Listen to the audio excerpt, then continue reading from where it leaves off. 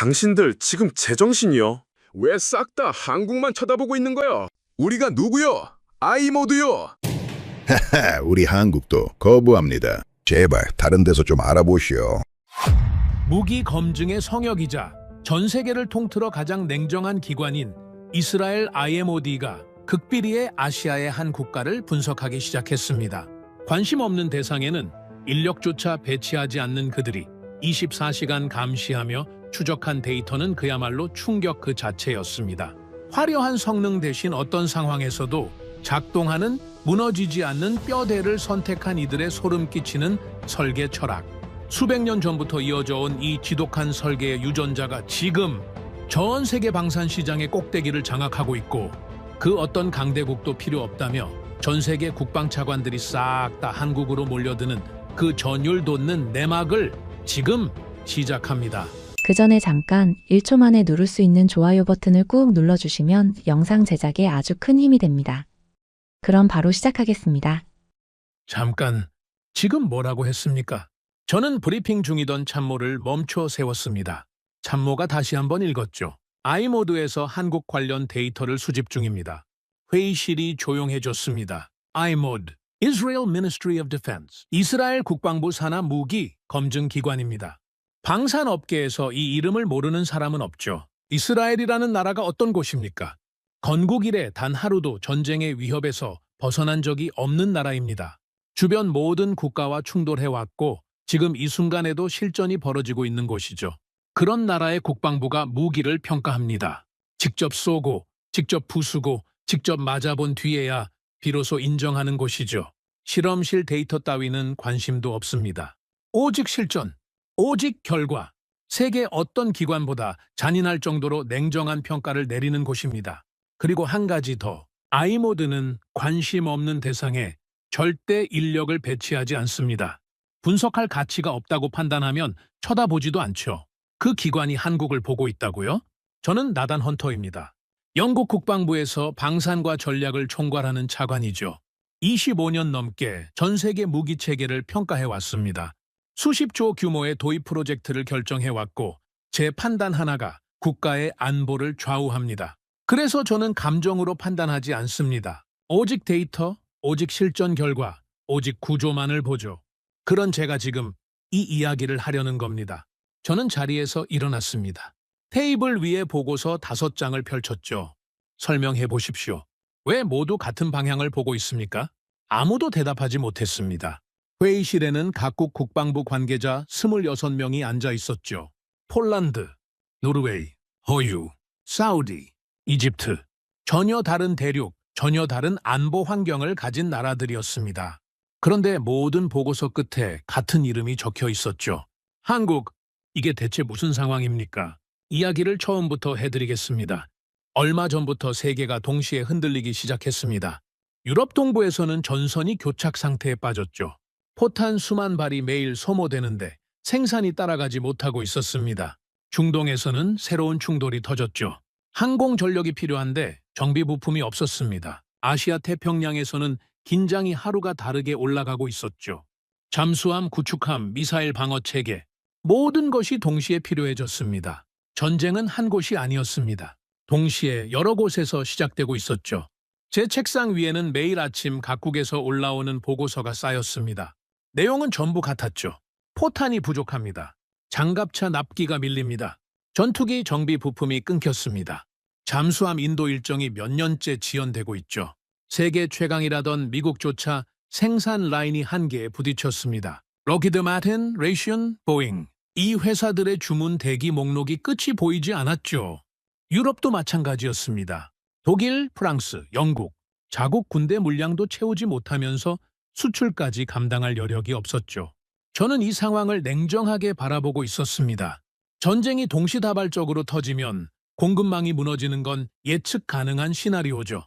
수십 번 겪었던 패턴이니까요. 놀라운 일이 아니었습니다.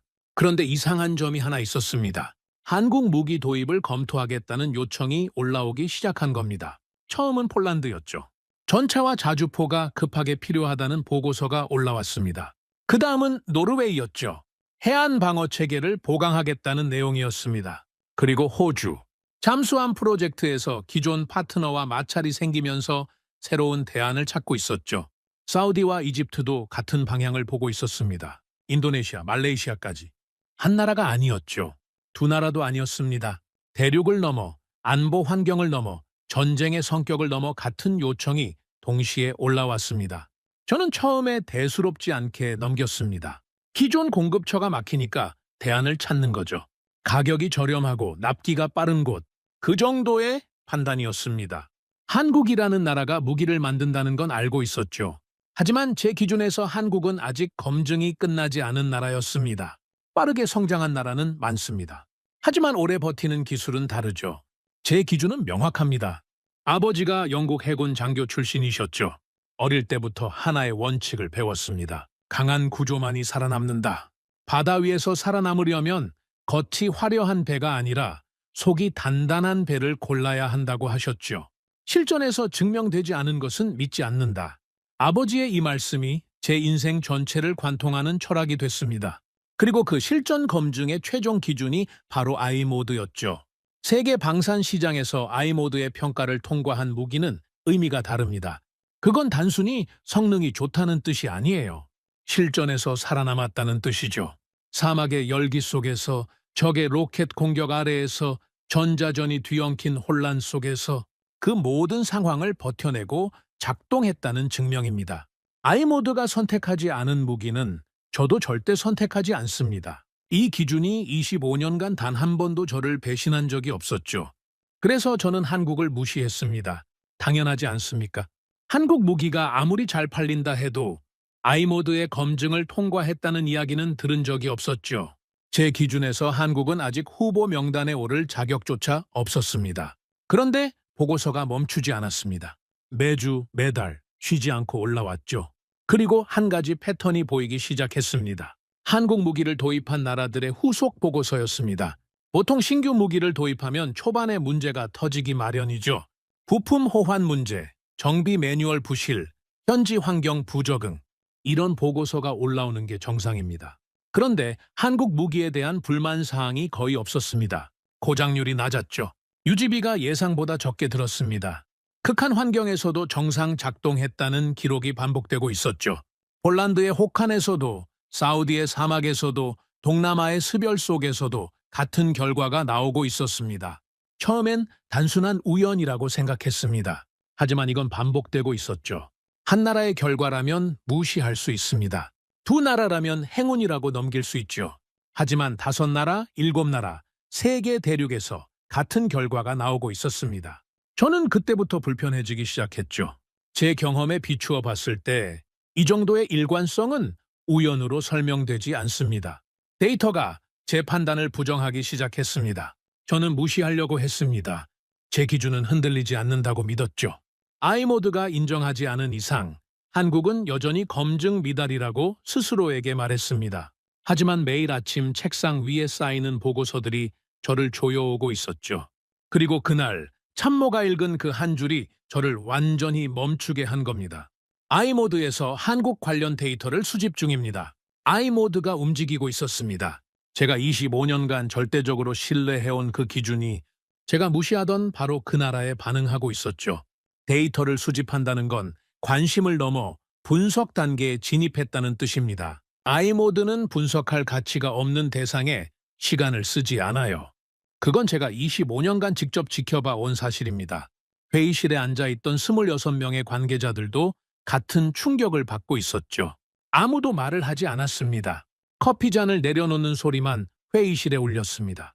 저는 그 침묵 속에서 생각했습니다. 제가 평생 신뢰해온 기준이 지금 제게 뭔가를 말하고 있다고요.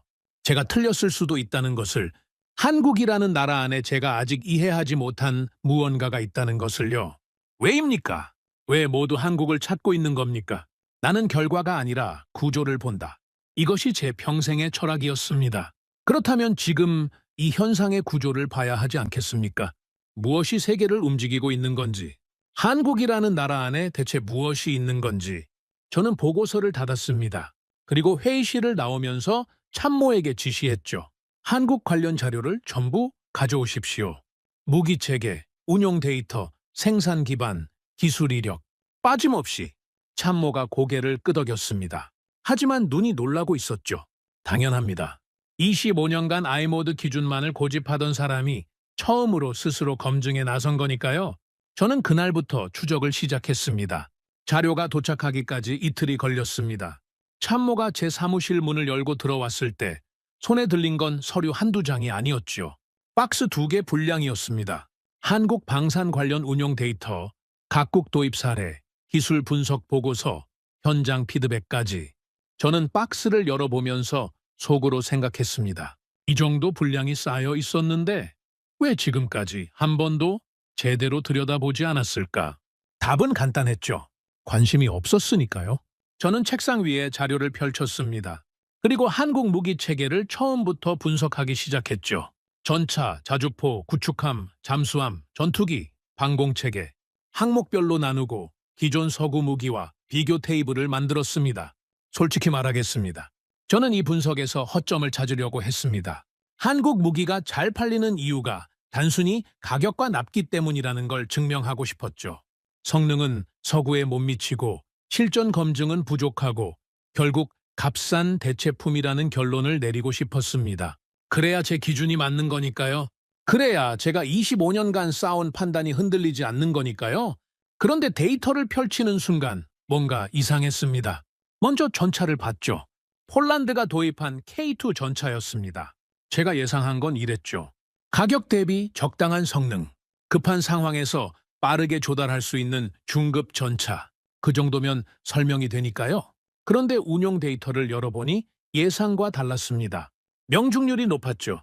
기동성 수치도 서구 전차와 대등했습니다. 특히 혹한 환경에서의 엔진 가동률이 눈에 들어왔죠. 영하 수십 도에서도 시동 지연 없이 작동하고 있었습니다. 이건 좀 의외였습니다. 하지만 아직은 한 가지 사례에 불과하죠. 다음은 자주포였습니다. K9은 이미 여러 나라에 수출된 무기였죠. 저는 이 자주포에 대해서는 어느 정도 알고 있었습니다. 가격 경쟁력이 좋다는 평가 정도였죠. 그런데 실제 운용 국가들의 피드백을 정리해보니 가격 이야기가 아니었습니다. 발사 속도, 정확도, 연속 사격 시 안정성, 이 수치들이 서구의 동급 자주포와 비교해서 뒤지지 않았죠. 오히려 일부 항목에서는 앞서고 있었습니다. 저는 고개를 갸우뚱했습니다. 그리고 다음 자료로 넘어갔죠. 구축함, 잠수함, 전투기 훈련기, 방공체계. 하나하나 넘길 때마다 같은 패턴이 반복됐습니다. 제가 예상한 값싼 대체품이라는 결론이 나오지 않았죠. 데이터가 계속 제 기대와 어긋나고 있었습니다. 그때 참모가 노크를 했습니다. 차관님, 오후 브리핑 시간입니다. 저는 자료를 그대로 둔 채 회의실로 향했죠. 그날 오후 방산협력 관련 내부 회의가 예정되어 있었습니다. 각 부서 담당관들이 모이는 정례 회의였죠.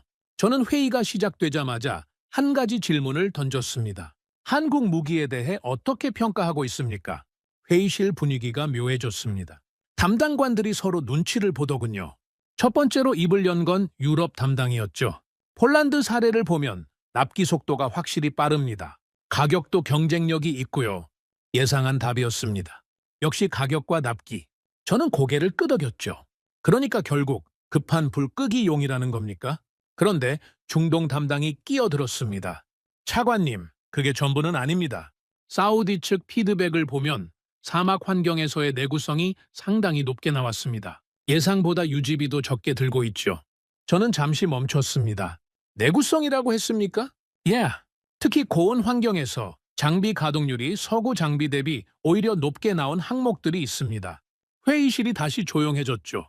저는 팔짱을 꼈습니다. 이건 가격과 납기로 설명되는 이야기가 아니었습니다. 내구성이라는 건 설계의 문제죠. 빠르게 만들어서 싸게 파는 무기가 내구성까지 높다? 이건 제가 알고 있는 방산 시장의 논리와 맞지 않았습니다. 보통 무기는 세 가지 중 하나를 포기합니다. 성능을 높이면 가격이 올라가죠. 가격을 낮추면 내구성이 떨어집니다. 납기를 당기면 품질이 흔들리죠. 이건 방산 시장의 철칙입니다. 그런데 한국 무기는 이 세 가지를 동시에 잡고 있다는 보고서가 올라오고 있었습니다. 말이 됩니까? 저는 회의가 끝난 뒤 사무실로 돌아왔습니다. 그리고 아까 펼쳐두었던 자료를 다시 집어들었죠. 이번에는 다른 관점에서 봤습니다. 개별 무기의 성능이 아니라 전체적인 패턴을 찾으려고 했죠. 그리고 한 가지를 발견했습니다. 고장률이었습니다. 한국 무기를 도입한 모든 나라에서 초기 고장률이 비정상적으로 낮았죠. 보통 신규 무기를 도입하면 첫 반년에서 1년 사이에 크고 작은 문제가 터지기 마련입니다. 부품 호환 문제, 현지 기후 부적응, 정비 매뉴얼의 빈틈, 이런 것들이 나오는 게 정상이죠. 그래서 도입 초기에는 제조국 기술팀이 상주하면서 문제를 잡아주는 게 업계 관행입니다. 그런데 한국 무기는 그 과정이 짧았습니다. 초기 안정화 기간이 다른 무기 대비 눈에 띄게 짧았죠. 마치 처음부터 현지 환경에 맞춰 설계된 것처럼요. 저는 연필을 내려놓았습니다. 이건 단순히 품질이 좋다는 이야기가 아닙니다. 설계 단계에서 뭔가 다른 접근을 하고 있다는 뜻이죠. 좋은 부품을 쓰면 성능이 나옵니다. 하지만 어떤 환경에서든 안정적으로 작동하려면 그건 부품의 문제가 아니라 구조의 문제입니다. 저는 아이모드의 자료를 다시 꺼냈습니다. 아이모드가 한국 관련 데이터를 수집 중이라는 그 보고서 말이죠. 거기에 한 줄이 더 있었습니다. 제가 처음에는 대수롭지 않게 넘긴 문장이었죠. 구조적 내구성 항목에서 주목할 만한 수치 확인. 구조적 내구성. 아이모드가 이 표현을 쓴 겁니다. 아이모드는 무기를 평가할 때 수십 가지 항목을 봅니다. 명중률, 기동성, 화력, 속도. 이런 것들은 기본이죠. 하지만 아이모드가 진짜 중요하게 보는 건 따로 있습니다. 얼마나 오래, 얼마나 다양한 환경에서 얼마나 안정적으로 작동하느냐. 바로 구조적 내구성이죠. 그 항목에서 한국 무기가 주목할 만한 수치를 보여줬다는 겁니다. 저는 의자 등받이에 기대었습니다. 천장을 바라보면서 생각했죠. 우리는 이미 답을 알고 있었습니다. 서구가 최고다. 아이모드가 인정한 무기만이 진짜다. 이것이 25년간의 정답이었죠. 아니, 알고 있다고 믿었던 겁니다. 하지만 데이터는 거짓말을 하지 않습니다. 제가 아무리 외면하려 해도 숫자는 바뀌지 않죠. 한국 무기의 고장률, 유지비, 환경 적응력, 초기 안정화 기간, 이 모든 수치가 제 예상을 벗어나고 있었습니다. 문제는 그 데이터가 저를 부정하고 있었다는 겁니다. 저는 그날 밤 늦게까지 사무실에 남았습니다. 자료를 앞에 두고 한 가지 질문을 계속 되뇌었죠. 이건 대체 어떻게 가능한 겁니까? 가격이 저렴합니다. 납기가 빠릅니다. 여기까지는 이해할 수 있죠. 생산 효율이 좋은 나라라면 가능합니다. 하지만 거기에 내구성까지 높다? 환경 적응력까지 뛰어나다? 이건 단순히 공장을 잘 돌린다고 되는 문제가 아닙니다. 뭔가가 있습니다. 제가 아직 보지 못한 뭔가가. 저는 참모에게 추가 지시를 내렸습니다. 한국 무기의 설계 이력을 추적해 보십시오. 언제부터, 어떤 구조로, 어떤 철학으로 만들어 왔는지, 기술 스펙이 아니라 설계 방식의 역사를 가져오십시오. 참모가 잠시 당혹스러운 표정을 지었죠. 설계 방식의 역사라면 어디까지 거슬러 올라갈까요? 저는 대답했습니다. 끝까지. 그때까지만 해도 저는 몰랐습니다. 그 끝이 어디인지. 그 끝에서 제가 무엇을 발견하게 될지. 그리고 그 발견이 제 기준 전체를 뒤흔들게 될 줄은 상상조차 하지 못했죠. 내 기준이 틀린 건가? 저는 처음으로 그 질문을 스스로에게 던졌습니다. 자료가 도착하는데 일주일이 걸렸습니다. 이번에는 박스가 아니었죠. 참모가 USB 하나를 가져왔습니다. 안에는 한국 무기 체계의 설계 구조를 분석한 기술 문서들이 담겨 있었죠. 저는 그날 오전 일정을 전부 비우고 사무실에 틀어박혔습니다. 모니터 2대를 나란히 켜놓고 한쪽에는 한국 무기 데이터를, 다른 한쪽에는 서구 무기 데이터를 띄웠죠. 비교 분석을 시작했습니다. 먼저 제가 가장 잘 아는 분야부터 들어갔죠. 해군 함정이었습니다. 아버지가 해군이셨으니까요. 배에 대해서는 누구보다 잘 안다고 자부했습니다. 영국 해군의 구축함, 프랑스의 호위함, 독일의 잠수함, 이 무기들의 설계 철학은 제가 25년간 공부해온 분야였죠. 서구 군함의 설계 철학은 명확합니다. 성능입니다. 최고의 레이더, 최고의 미사일, 최고의 전투 체계를 탑재하죠. 한 발을 쏘면 반드시 맞추고 한 번 탐지하면 절대 놓치지 않는다. 이것이 서구 해군이 추구해온 방향이었습니다. 그리고 그 방향이 옳다고 저는 확신하고 있었죠. 한국 구축함 자료를 열었습니다. 성능 수치를 먼저 봤죠. 레이더 탐지 거리, 미사일 사거리, 전투 체계 반응 속도. 나쁘지 않았습니다.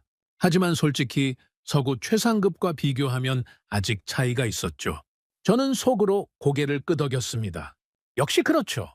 성능으로는 아직 서구를 넘지 못합니다. 그런데 다음 페이지를 넘기는 순간 멈췄습니다. 장기 운용 데이터였죠. 도입 후 일정 기간이 지난 시점에서의 성능 유지율이 표시되어 있었습니다. 서구 구축함의 경우 시간이 지나면서 성능이 점진적으로 하락합니다. 이건 당연한 겁니다. 어떤 무기든 시간이 지나면 노후화되죠. 전자장비는 열화되고 기계 부품은 마모됩니다. 그래서 정기적으로 대규모 정비를 하는 거죠. 이건 상식입니다. 한국 구축함의 장기 운용 데이터는 달랐습니다. 성능 하락 곡선이 완만했죠. 비정상적으로 완만했습니다. 같은 기간 운용한 서구 구축함과 비교하면 성능 유지율에서 상당한 차이가 나고 있었죠. 저는 처음에 데이터 오류라고 생각했습니다. 측정 방식이 다르거나 운용 조건이 달랐겠지 하고 넘기려 했죠. 그런데 같은 패턴이 다른 무기에서도 나왔습니다. 전차를 봤습니다. 마찬가지였죠. 장기 운용 시 엔진 효율 유지율이 높았습니다. 자주포를 봤죠? 연속 사격 후 포신 안정성 데이터가 서구 동급 대비 우수했습니다. 잠수함을 봤습니다. 수중 소음 수치가 시간이 지나도 크게 변하지 않았죠. 이건 뭡니까? 저는 모니터에서 눈을 떼고 잠시 생각했습니다. 개별 무기의 성능이 좋은 건 가능합니다. 특정 분야에서 뛰어난 기술을 가진 나라는 얼마든지 있죠. 하지만 모든 무기 체계에서 모든 환경에서 장기 운용 시 성능 유지율이 일관되게 높다? 이건 개별 기술의 문제가 아닙니다. 구조의 문제죠. 저는 다시 자료로 돌아갔습니다. 이번에는 관점을 바꿨죠. 성능을 보지 않았습니다. 구조를 봤습니다. 한국 무기들의 내부 설계 도면과 기술 설명서를 하나씩 대조하기 시작했죠. 그리고 공통점을 찾았습니다. 충격 흡수 구조였습니다. 한국 무기들은 하나같이 외부 충격을 분산시키는 구조를 기본으로 깔고 있었죠. 전차의 차체, 함정의 선체, 자주포의 포탑, 겉으로 보면 전부 다른 무기입니다. 하지만 안을 뜯어보면 충격을 한 곳에 집중시키지 않고 전체로 분산시키는 설계가 공통적으로 적용되어 있었죠. 이것이 왜 중요한지 설명하겠습니다. 서구 무기는 성능을 극대화하는 데 집중합니다. 최고의 장갑, 최고의 화력, 최고의 속도. 이걸 위해 구조를 최적화하죠. 문제는 이런 설계가 특정 조건에서는 압도적이지만 예상 밖의 상황에서 취약해질 수 있다는 겁니다. 최고 성능을 위해 구조를 한쪽으로 밀어붙이면 반대쪽에 빈틈이 생기죠. 한국은 다른 방향을 보고 있었습니다. 최고 성능이 아니라 어떤 상황에서든 무너지지 않는 구조를 먼저 설계한 겁니다. 성능은 그 다음이었죠. 기반이 단단하니까 그 위에 어떤 장비를 올려도 안정적으로 작동합니다. 극한의 추위에서도, 사막의 열기 속에서도, 습한 밀림에서도 환경이 바뀌어도 성능이 크게 흔들리지 않는 이유가 여기에 있었죠. 저는 그때까지 성능만 보고 있었습니다. 하지만 한국은 전혀 다른 걸 보고 있었죠. 이 발견은 저를 불편하게 만들었습니다. 왜냐하면 제가 25년간 무기를 평가해온 방식 자체에 의문이 생겼기 때문이죠. 저는 항상 물었습니다. 이 무기의 명중률은 몇 %인가? 최고 속도는 얼마인가? 탐지 거리는 어디까지인가? 성능 지표를 비교해서 높은 쪽을 선택하는 것. 이것이 제 방식이었습니다. 그런데 한국 무기는 그 방식으로는 제대로 평가할 수 없었죠. 성능 지표만 놓고 보면 서구에 못 미치는 항목이 분명히 있습니다. 하지만 장기 운용 데이터, 환경 적응력, 유지비 효율을 종합하면 이야기가 완전히 달라지죠. 성능이 아니라 구조로 설계된 무기는 시간이 지날수록 강해집니다. 저는 다시 아이모드 보고서를 꺼냈습니다. 구조적 내구성 항목에서 주목할 만한 수치 확인. 이 한 줄이 이제야 이해가 됐죠? 아이모드도 같은 걸 본 겁니다. 그들도 성능이 아니라 구조에 주목하고 있었습니다. 실전에서 매일같이 무기를 쓰는 나라니까요. 누구보다 잘 알고 있는 거죠. 최고의 성능보다 중요한 건 어떤 상황에서도 작동하는 안정성이라는 걸 말입니다. 그래서 아이모드가 움직인 겁니다. 한국 무기의 구조가 실전에서 버틸 수 있는지 직접 확인하려고 나선 거죠. 저는 의자에서 일어나 창가에 섰습니다. 런던 시내가 내려다 보였죠. 회색 하늘 아래 빗줄기가 유리창을 두들기고 있었습니다. 저는 아버지가 했던 말을 떠올렸죠. 강한 구조만이 살아남는다. 아버지는 배 이야기를 하신 거였습니다. 폭풍 속에서 살아남는 바에는 가장 빠른 배가 아니라 가장 단단한 배라고요. 화려한 장비를 잔뜩 실은 배가 아니라 뼈대가 튼튼한 배가 돌아온다고요. 그런데 지금 제가 발견한 것이 정확히 그 이야기였습니다. 한국은 뼈대를 먼저 만들고 있었죠. 화려한 성능이 아니라 무너지지 않는 구조를 먼저 설계하고 있었습니다. 아버지가 말씀하신 바로 그 원칙을 한국이라는 나라가 무기 설계에 그대로 적용하고 있었던 겁니다. 이건 단순한 기술이 아니었습니다. 이건 설계였죠. 저는 그 순간 한 가지 의문이 머리를 스쳤습니다. 이 설계 철학은 대체 어디서 온 겁니까? 한국이 현대적인 무기를 만들기 시작한 건 그리 오래되지 않았죠. 불과 수십 년 전만 해도 전쟁의 폐허 위에 서 있던 나라였습니다. 그런 나라가 어떻게 이렇게 정교한 설계 철학을 갖고 있는 겁니까? 누군가에게 배운 걸까요? 미국에서? 유럽에서? 하지만 서구의 설계 철학은 성능 중심이죠. 한국의 접근은 그것과 근본적으로 다릅니다. 그렇다면 이건 밖에서 가져온 게 아니라 안에서부터 나온 겁니다. 도대체 언제부터 이런 사고방식을 가지고 있었던 겁니까? 저는 참모에게 요청했던 자료가 떠올랐습니다. 설계 방식의 역사, 끝까지 거슬러 올라가라고 했었죠. 참모가 아직 그 자료를 준비하고 있을 겁니다. 저는 전화를 걸었죠. 그 자료, 지금 어디까지 됐습니까? 참모가 대답했습니다. 차관님, 한 가지 말씀드릴 게 있습니다. 설계 역사를 거슬러 올라가다 보니 예상보다 훨씬 깊은 곳까지 가게 됐습니다. 얼마나 깊은 곳입니까? 참모가 잠시 침묵했죠. 그리고 조심스럽게 말했습니다. 수백 년 전입니다. 조선이라는 왕조 시대까지 올라갑니다. 저는 전화기를 든 채 멈췄습니다. 조선이라고요? 수백 년 전의 왕조가 현대 무기 설계와 무슨 관계가 있다는 겁니까? 저는 솔직히 황당했습니다. 참모가 엉뚱한 방향으로 간 거라고 생각했죠. 그건 좀 과한 해석 아닙니까? 참모가 대답했습니다. 저도 처음에는 그렇게 생각했습니다. 하지만 차관님, 직접 보시면 생각이 달라지실 겁니다. 구조가 같습니다. 구조가 같다. 이 한마디가 저를 붙잡았죠. 제가 방금 발견한 것, 한국 무기의 핵심이 성능이 아니라 구조라는 것, 그 구조의 뿌리가 수백 년 전까지 이어진다고요? 저는 전화를 끊고 의자에 앉았습니다. 모니터에는 여전히 한국 무기의 설계 도면이 떠 있었죠. 충격 흡수 구조, 안정성 중심 설계, 환경 적응력. 이것들이 수백 년 전부터 시작된 거라면 이건 제가 생각한 것보다 훨씬 큰 이야기입니다. 저는 그날 밤 잠을 이루지 못했습니다. 머릿속에서 한 문장이 계속 맴돌았죠. 나는 결과가 아니라 구조를 본다. 그렇다면 지금 그 구조의 시작점을 봐야 하지 않겠습니까? 참모가 가져온 자료는 제가 예상한 것과 완전히 달랐습니다. 군사기술 문서가 아니었죠. 역사 문헌이었습니다. 한국의 옛 왕조, 조선이라는 시대의 해군 기록이었죠. 저는 자료를 받아들면서 속으로 한숨을 쉬었습니다. 솔직히 말하겠습니다. 이건 시간 낭비라고 생각했죠. 수백 년 전의 목조 선박이 현대 무기 설계와 무슨 관련이 있겠습니까? 참모가 방향을 잘못 잡은 거라고 판단했습니다. 하지만 저는 한 가지 원칙이 있죠. 데이터가 있으면 일단 봅니다. 감정으로 판단하지 않는다는 제 기준은 자료를 보기도 전에 무시하는 것도 포함됩니다. 그래서 펼쳤죠. 첫 페이지부터 이상했습니다. 조선이라는 나라의 해군 전력 구성이 정리되어 있었죠. 수백 년 전 이 나라는 주변국과 대규모 해전을 치렀습니다. 상대는 일본이었죠. 일본이 수십만 병력을 동원해서 바다를 건너왔습니다. 조선의 운명이 바다 위에서 결정되는 상황이었죠. 저는 해군 장교의 아들입니다. 해전이라면 어느 정도 이해하고 있죠. 수백 년 전의 해전이라 해도 기본 원리는 같습니다. 바다 위에서는 배가 곧 전투력이죠. 배의 구조가 전투의 승패를 결정합니다. 그래서 저는 양측의 선박 구조부터 비교했습니다. 일본 수군의 배는 가벼웠습니다. 삼나무로 만들었죠. 삼나무라는 나무는 가볍고 가공하기 쉽습니다. 빠르게 많이 만들 수 있죠. 속도가 빠르고 기동성이 좋습니다. 일본 수군은 이 배를 몰고 빠르게 접근해서 상대 배에 올라타는 전술을 썼죠. 백병전입니다. 칼과 창으로 갑판 위에서 싸우는 방식이죠. 논리적으로 맞는 전략입니다. 빠르게 접근하고 올라타서 제압한다. 단순하지만 효과적이죠. 수적으로 우세하면 더더욱 유리합니다. 일본은 병력이 압도적으로 많았으니까요. 그런데 조선은 완전히 다른 선택을 했습니다.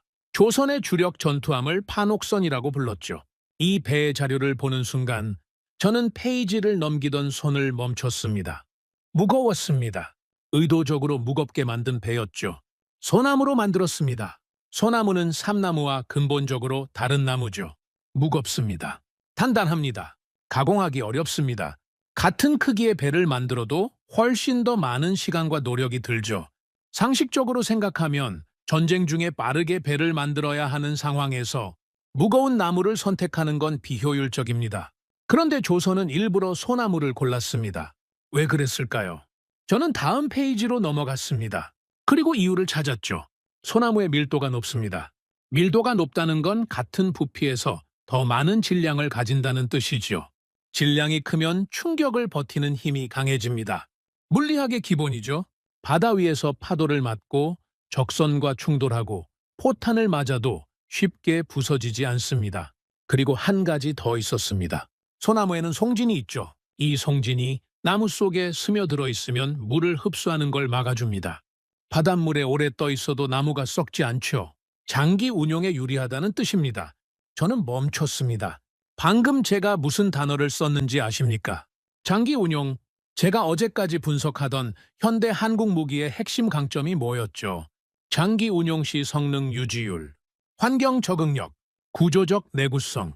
수백 년 전의 목조 선박에서 같은 키워드가 나오고 있었습니다. 소름이 돋았습니다. 처음이었죠. 이 일을 하면서 자료를 보다가 소름이 돋은 건 저는 계속 읽었습니다. 판옥선의 구조가 더 상세하게 설명되어 있었죠. 이 배의 결합 방식이 특이했습니다. 쇠못을 쓰지 않았죠. 나무못을 사용했습니다. 참나무로 만든 못이었습니다. 처음에는 이해가 되지 않았죠. 쇠못이 당연히 더 강하지 않습니까? 왜 굳이 나무로 된 못을 쓴 겁니까? 이유가 있었습니다. 나무못은 물을 흡수하면 팽창합니다. 바닷물에 잠기면 못이 부풀어 오르면서 결합 부위를 더 단단하게 조여주죠. 시간이 지날수록 배가 더 단단해진다는 뜻입니다. 반대로 쇠못은 바닷물에 닿으면 녹이 슬죠. 시간이 지나면 결합력이 약해집니다. 배가 점점 느슨해지는 겁니다. 조선은 이걸 알고 있었습니다. 수백 년 전에요. 시간이 지날수록 강해지는 구조. 이걸 의도적으로 설계한 겁니다. 저는 의자 등받이에 몸을 기대었습니다. 그리고 어제 봤던 현대 한국 무기의 데이터를 떠올렸죠. 장기 운용 시 성능 하락 곡선이 비정상적으로 완만했던 그 데이터 말입니다. 시간이 지나도 성능이 크게 떨어지지 않는 무기. 어떤 환경에서든 안정적으로 작동하는 무기. 수백 년 전의 나무 배에서 똑같은 설계 사상을 보고 있었습니다. 이건 우연입니까? 저는 계속 자료를 넘겼습니다. 판옥선의 선체 구조가 나왔죠. 이 배는 바닥이 평평했습니다. 평저선이라고 불리는 구조였죠. 일본의 배는 바닥이 뾰족했습니다. 첨저선이었죠. 바닥이 뾰족하면 물살을 가르기 쉬우니까 속도가 빠릅니다. 일본이 속도를 택한 거죠. 조선은 반대를 택했습니다. 평평한 바닥은 속도에서 불리합니다. 하지만 안정성이 압도적이죠. 파도가 쳐도 크게 흔들리지 않습니다.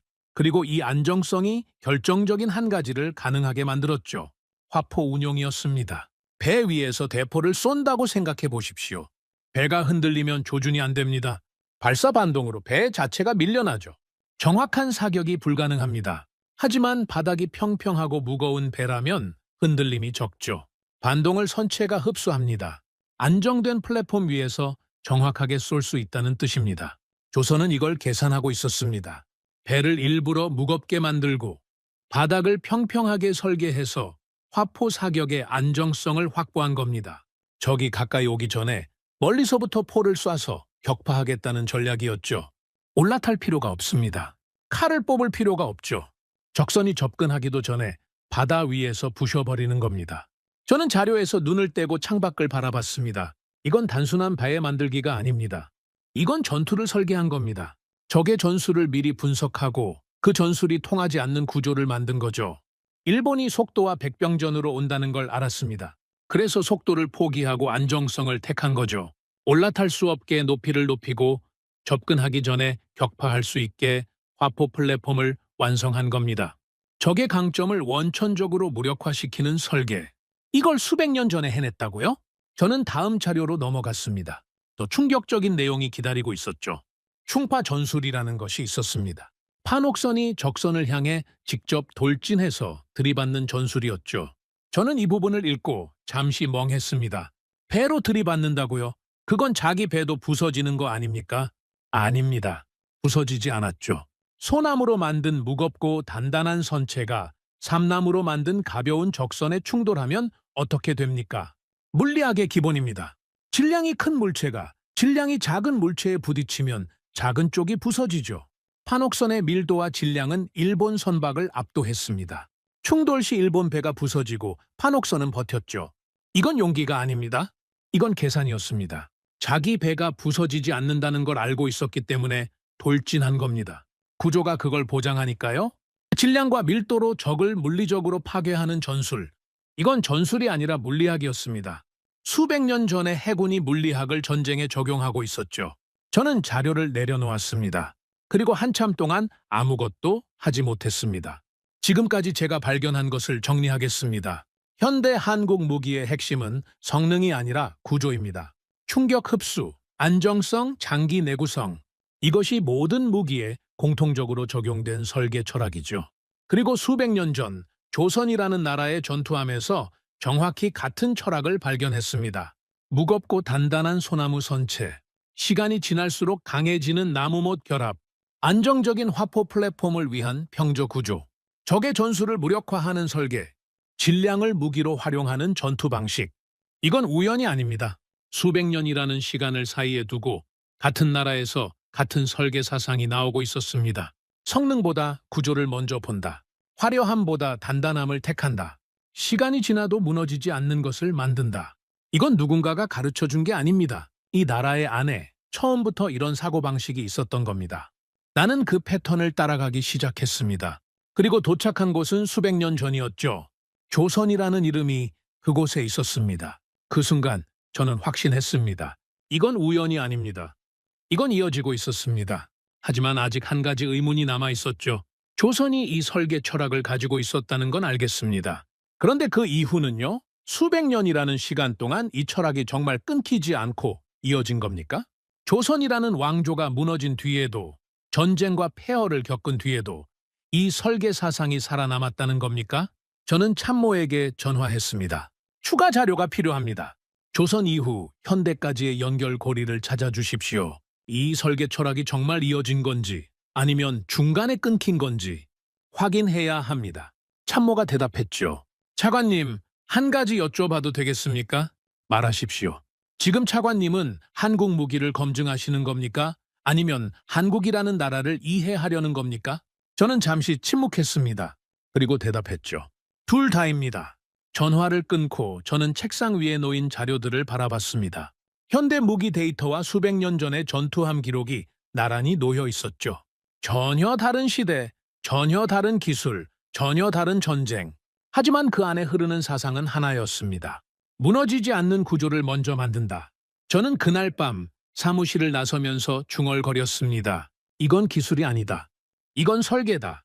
자료가 도착하기를 기다리는 동안 저는 한 가지를 더 파고들었습니다. 조선 수군을 이끈 지휘관이었죠.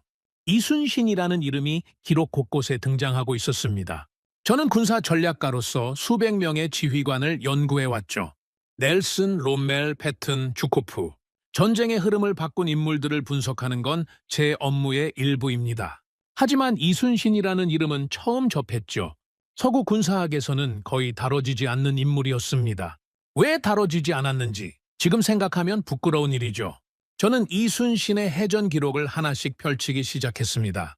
첫 번째로 눈에 들어온 건 전투 횟수였죠. 이 사람이 지휘한 해전이 수십 회에 달했습니다. 그리고 그 기록 옆에 적힌 숫자가 저를 멈추게 했죠. 패배가 없었습니다. 수십 번의 해전에서 단 한 번도 지지 않았다는 겁니다. 저는 이 대목에서 잠시 자료를 내려놓았습니다. 제가 연구해온 모든 명장들 중에서 이 정도의 기록을 가진 인물이 있었는지 떠올려 봤죠. 넬슨은 위대한 제독이었지만 트라팔가르에서 전사했습니다. 전쟁사에서 무패 기록이라는 건 거의 존재하지 않죠. 전쟁이란 본질적으로 불확실성의 연속이니까요. 아무리 뛰어난 지휘관이라도 한 번쯤은 밀리기 마련입니다. 그런데 이 사람은 단 한 번도 지지 않았습니다. 그것도 압도적으로 불리한 상황에서요. 적의 병력이 몇 배나 많았죠. 보급은 열악했습니다. 아군 함선 수는 턱없이 부족했죠. 이 조건에서 무패라고요? 이건 운이 아닙니다. 운이 수십 번 연속으로 따라주지는 않죠. 저는 각 해전의 세부 기록을 분석하기 시작했습니다. 그리고 하나의 패턴을 발견했죠. 이순신은 싸우기 전에 이미 이기고 있었습니다. 무슨 뜻인지 설명하겠습니다. 보통 전투라고 하면 양측이 맞붙어서 더 강한 쪽이 이기는 겁니다. 화력이 더 센 쪽, 병력이 더 많은 쪽, 더 용감한 쪽이 승리하죠. 이것이 일반적인 전쟁의 논리입니다. 이순신은 이 논리를 따르지 않았습니다. 그는 전투가 벌어지기 전에 상대가 이길 수 없는 구조를 먼저 만들었죠.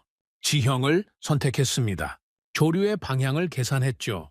적이 올 수밖에 없는 길목을 파악하고 그 길목에서 기다렸습니다. 적이 도착했을 때는 이미 모든 조건이 조선 수군에게 유리하게 설정되어 있었죠. 이건 전투가 아닙니다. 이건 설계죠. 저는 한 해전의 기록을 집중적으로 분석했습니다. 좁은 해협에서 벌어진 전투였죠. 이순신은 적 함대를 좁은 물길로 유인했습니다. 좁은 곳에서는 많은 배가 동시에 움직일 수 없죠. 적의 수적 우위가 무력화됩니다. 한 번에 서너 척만 들어올 수 있는 좁은 길목에 조선 수군이 포진하고 기다렸죠. 적선이 들어옵니다. 좁은 해협이니까 대열을 갖출 수 없죠. 흐트러진 채로 한 척씩 들어오는 겁니다. 그리고 기다리고 있던 판옥선에서 화포가 불을 뿜었죠. 안정적인 평저 구조 위에서 발사되는 포탄이 적선을 하나씩 격파했습니다. 적은 앞으로 나갈 수도 뒤로 빠질 수도 없었죠. 앞에서는 포탄이 쏟아지고 뒤에서는 밀려오는 아군 배가 길을 막고 있었으니까요. 학살이었습니다. 전투라고 부르기 어려울 정도였죠? 저는 이 기록을 읽으면서 등에 소름이 돋는 걸 느꼈습니다. 이건 제가 아는 전쟁이 아니었죠. 이건 용기의 싸움도 아니고 화력의 싸움도 아니었습니다. 이건 구조의 싸움이었죠. 적이 이길 수 없는 구조를 먼저 설계하고 그 구조 안으로 적을 끌어들인 겁니다. 그리고 여기에 충파 전술이 더해졌습니다. 앞서 말씀드렸던 충파 전술을 기억하십니까? 판옥선이 적선을 직접 들이받는 전술이었죠. 저는 이 전술을 더 자세히 분석해봤습니다. 그리고 놀라운 사실을 하나 더 발견했죠. 충파는 아무 때나 한 게 아니었습니다. 기록을 보면 조선 수군은 먼저 화포로 적선을 타격했습니다. 원거리에서 포탄을 쏟아부어 적선의 구조를 약화시켰죠. 도치대가 부러지고 선체에 구멍이 뚫리고 녹아 부서집니다. 적선이 기동력을 잃고 흐트러지기 시작하면 그때 판옥선이 돌진했습니다. 이미 약해진 적선에 무겁고 단단한 판옥선이 충돌하면 어떻게 됩니까? 부서집니다. 일방적으로요? 이건 야만적인 돌격이 아닙니다. 정밀하게 계산된 마무리 공격이었죠. 원거리 화력으로 적의 구조를 무너뜨리고 근거리 충파로 완전히 격파한다. 이중 타격 체계입니다. 현대 해전에서도 이 원리는 동일하게 적용되죠. 미사일로 적함의 방어 체계를 무력화하고 근접 화력으로 마무리하는 방식 말입니다. 수백 년 전에 이걸 하고 있었다고요? 저는 여기서 한 가지 더 주목한 것이 있습니다. 이 모든 전술이 가능했던 근본적인 이유 말이죠. 배의 구조입니다. 판옥선이 가볍고 빠른 배였다면 이 전술은 불가능했습니다. 화포를 안정적으로 쏘려면 배가 안 흔들려야 하죠. 충파를 하려면 배가 안 부서져야 합니다. 좁은 해협에서 자리를 잡고 버티려면 배가 단단해야 하죠. 이 모든 것을 가능하게 한 건 판옥선의 구조였습니다. 무거운 소나무 선체. 시간이 지날수록 단단해지는 나무못 결합. 안정적인 평저 구조. 이 구조가 전술을 가능하게 했고 전술이 전쟁을 결정한 겁니다. 다시 말하겠습니다. 전쟁의 승패를 결정한 건 전술이 아니었습니다. 구조였죠. 구조가 전술을 낳았고 전술이 승리를 만들었습니다. 순서가 중요합니다. 구조가 먼저였죠. 이건 단순한 전쟁이 아니었습니다. 이건 설계된 전쟁이었죠. 저는 자료를 덮고 한참 동안 생각에 잠겼습니다. 제 머릿속에서 두 개의 이미지가 겹치고 있었죠. 하나는 수백 년 전 좁은 해협에서 적선을 격파하는 판옥선이었습니다. 무겁고 단단한 선체 위에서 화포가 불을 뿜고 흐트러진 적선을 향해 돌진하는 장면이죠. 다른 하나는 현대 한국 구축함의 설계 도면이었습니다. 충격 흡수 구조가 적용된 선체, 어떤 환경에서든 안정적으로 작동하는 무기 플랫폼. 두 이미지가 겹쳤습니다. 완벽하게요. 질량으로 적을 압도한다. 안정성을 기반으로 화력을 운용한다. 적의 강점이 통하지 않는 구조를 먼저 설계한다. 수백 년 전의 목조 전투함과 현대의 최첨단 군함이 같은 원리로 만들어지고 있었습니다. 저는 그 순간 한 가지를 분명히 깨달았습니다. 이순신이라는 지휘관은 싸운 게 아닙니다. 설계한 거죠. 전쟁의 조건을 설계하고 전투의 구조를 설계하고 승리의 공식을 설계한 겁니다. 그리고 그 설계의 기반에 있었던 건 판옥선이라는 구조물이었죠. 그리고 이 설계 사상이 수백 년이 지난 지금까지 한국의 무기 안에 살아 있었습니다. 이건 제가 예상한 이야기가 아니었습니다. 저는 한국 무기의 허점을 찾으려고 시작한 겁니다. 가격이 싸니까 잘 팔리는 거라는 결론을 내리려고 했죠. 그런데 지금 저는 수백 년의 역사를 관통하는 설계 철학 앞에 서 있었습니다. 나는 결과가 아니라 구조를 본다. 이것이 제 평생의 철학이었습니다. 그런데 지금 그 철학을 수백 년 전에 이미 실천한 나라를 발견한 겁니다. 제가 평생 추구해온 원칙을 이 나라는 이미 알고 있었죠. 저는 이순신의 해전 기록을 닫았습니다. 그리고 책상 위에 놓인 현대 한국 무기 보고서를 다시 집어들었죠. 이제 다르게 보였습니다. 한국 전차의 충격 흡수 구조가 판옥선의 소나무 선체와 겹쳐 보였죠. 한국 잠수함의 소음 저감 설계가 나무못의 자가 결속 방식과 겹쳐 보였습니다. 한국 자주포의 사격 안정성이 평저선 위의 화포 운용과 겹쳐 보였죠. 모든 것이 연결되고 있었습니다. 하지만 저는 아직 신중해야 했습니다. 감정에 휩쓸리면 안 되죠. 저는 데이터로 판단하는 사람입니다. 유사성을 발견한 것과 실제로 연결되어 있다는 것은 다른 문제니까요. 수백 년 전의 설계 철학이 정말로 끊기지 않고 현대까지 이어진 건지 아니면 우연히 비슷한 결론에 도달한 건지 이걸 확인해야 했습니다. 저는 참모에게 전화를 걸었습니다. 조선 이후의 자료는 준비됐습니까? 참모가 대답했죠. 준비됐습니다. 그런데 차관님, 한 가지 말씀드려야 할 게 있습니다. 뭡니까? 조선 이후 한국의 역사를 보면 이 나라가 겪은 일이 보통이 아닙니다. 왕조가 무너지고 식민 지배를 당하고 전쟁으로 나라가 완전히 파괴됩니다. 폐허에서 시작한 나라입니다. 저는 알고 있었습니다. 한국이 전쟁의 잿더미 위에서 다시 일어선 나라라는 건 상식이죠. 그래서요, 그런 나라가 어떻게 이 설계 철학을 유지할 수 있었는지 저도 이해가 되지 않습니다. 논리적으로 보면 끊겼어야 합니다. 왕조가 무너지고 기술자들이 흩어지고 기록이 소실됐으니까요. 그런데 차관님, 현대 한국 무기의 구조를 보면 끊기지 않은 것처럼 보입니다. 저는 전화기를 잡은 채 가만히 서 있었습니다. 끊겼어야 하는데 끊기지 않았다. 이건 어떻게 설명해야 합니까? 기술은 소실될 수 있습니다. 기록은 불타 없어질 수 있죠. 하지만 사고방식은요. 무엇을 먼저 보고 무엇을 중요하게 여기는가? 이런 사고방식은 기록에만 존재하는 게 아닙니다. 사람 안에 존재하죠. 세대를 거쳐 전해지는 겁니다. 혹시 그런 건 아닐까요? 이 설계 철학은 기술이 아니라 이 나라 사람들의 사고방식 자체에 새겨져 있는 게 아닐까요? 저는 전화를 끊고 의자에 앉았습니다. 창밖에는 어둠이 내려앉고 있었죠. 런던의 불빛이 하나둘 켜지고 있었습니다. 저는 중얼거렸죠. 그들은 싸우지 않았다. 그들은 설계했다. 그리고 그 설계는 아직 끝나지 않았다. 참모가 준비한 자료는 두 부분으로 나뉘어 있었습니다. 하나는 조선 이후 한국의 역사였고 다른 하나는 현대 한국 무기체계의 설계, 구조를 더 깊이 파고든 기술 분석이었죠.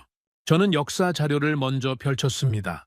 조선이라는 왕조가 무너진 뒤 이 나라에 무슨 일이 벌어졌는지 확인하고 싶었죠.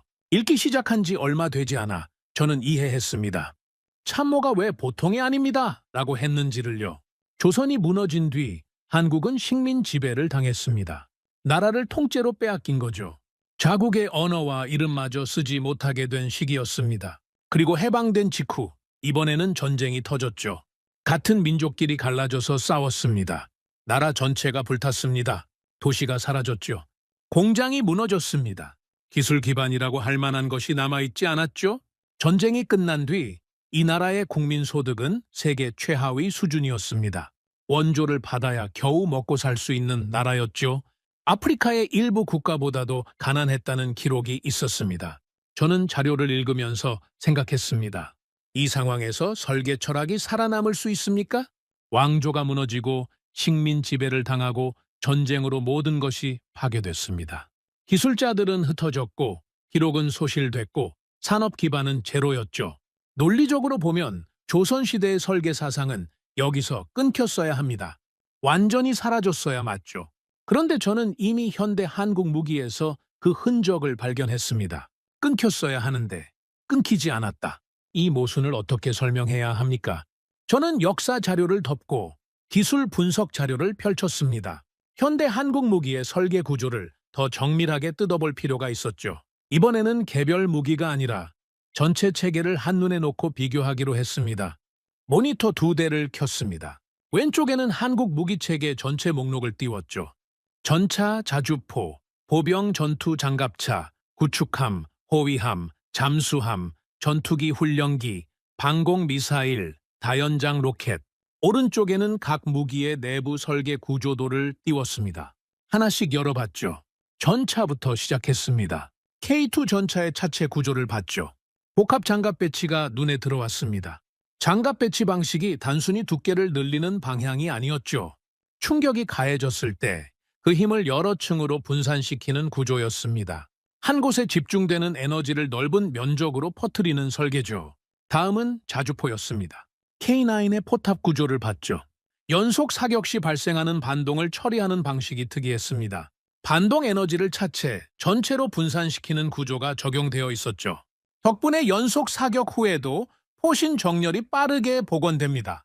다음 발사까지 걸리는 시간이 짧아지죠. 그 다음은 구축함이었습니다. 선체 구조를 다시 봤죠. 이미 한번 확인했지만 이번에는 다른 각도에서 봤습니다. 파도와 충격을 선체 전체로 분산시키는 구조, 무기 플랫폼으로서의 안정성을 극대화하는 설계, 잠수함, 수중에서 받는 수압을 균등하게 분산시키는 이중 선체 구조, 소음 저감을 위한 내부 격벽 배치, 방공 미사일, 발사 시 지상 플랫폼에 가해지는 충격을 분산시키는 발사대 구조, 다연장 로켓, 동시 발사 시 발생하는 진동을 차체, 전체로 흡수하는 프레임 설계. 저는 모든 자료를 확인한 뒤 의자의 등을 기대었습니다. 같았습니다. 전부 같았죠? 전차, 자주포, 구축함, 잠수함, 방공체계, 로켓. 전혀 다른 무기입니다. 바다에서 쓰는 것, 땅에서 쓰는 것, 하늘을 향하는 것. 용도도 다르고 크기도 다르고 기술도 다르죠. 그런데 이 모든 무기의 설계 구조에 동일한 원리가 적용되어 있었습니다. 충격을 한 곳에 집중시키지 않고 전체로 분산시킨다. 외부 환경이 변해도 내부 기능이 흔들리지 않도록 안정성을 먼저 확보한다. 장기 운용 시에도 성능 저하를 최소화하는 구조를 기본으로 깔고 간다. 이건 개별 엔지니어의 선택이 아닙니다. 이건 시스템이죠. 한국이라는 나라의 무기 설계 전체를 관통하는 하나의 사상입니다. 누군가가 이렇게 만들어라 라고 지시한 게 아닙니다. 전차를 만드는 팀과 잠수함을 만드는 팀이 같은 회의를 할 리가 없죠. 그런데 결과물에 같은 원리가 적용되어 있다는 건 이 원리가 개인의 판단이 아니라 집단의 사고방식에서 나왔다는 뜻입니다. 저는 그때 이전에 봤던 조선의 기록을 떠올렸습니다. 판옥선, 소나무 선체, 나무못 결합, 평저 구조, 화포 안정성, 충파 전술. 수백 년 전에도 같은 원리였죠. 충격을 분산시키는 무거운 선체, 환경이 변해도 흔들리지 않는 평저 구조, 시간이 지날수록 단단해지는 결합 방식, 그리고 이 모든 구조를 기반으로 한 전투 설계. 저는 양쪽 자료를 나란히 놓고 비교했습니다. 왼쪽에는 수백 년 전 판옥선의 구조도, 오른쪽에는 현대 한국 구축함의 설계 도면을. 시대도 다르고 재료도 다르고 기술 수준도 비교할 수 없을 정도로 다릅니다. 하지만 설계 사상의 뼈대가 같았죠. 구조가 먼저다. 성능은 그 다음이다. 이건 기술의 연속이 아닙니다. 기술은 끊길 수 있죠. 실제로 끊겼을 겁니다. 왕조가 무너지고 식민 지배를 당하고 전쟁으로 모든 것이 파괴됐으니까요. 도면은 불탔을 겁니다. 장인들은 흩어졌겠죠. 구체적인 기술은 사라졌을 겁니다. 하지만 사고방식은 살아남았습니다. 무엇을 먼저 봐야 하는가? 무엇이 진짜 중요한가? 이런 근본적인 사고방식은 도면에 적혀 있는 게 아닙니다. 사람 안에 있는 거죠. 세대를 거치면서 전해지는 겁니다. 아버지가 아들에게, 스승이 제자에게 의식하지 못하는 사이에 전달되는 거죠. 한국 사람들은 이걸 의식하고 있을까요? 아마 모를 겁니다. 자기들이 왜 이렇게 설계하는지, 왜 구조를 먼저 보는지 스스로 설명하지 못할 수도 있죠. 하지만 결과물이 말해주고 있었습니다. 수백 년 전의 전투함과 현대의 첨단 무기가 같은 원리로 만들어지고 있다는 사실이요. 저는 아이모드 보고서를 다시 꺼냈습니다. 이번에는 더 최신 자료가 추가되어 있었죠. 참모가 중간에 업데이트해둔 겁니다. 내용을 확인했습니다.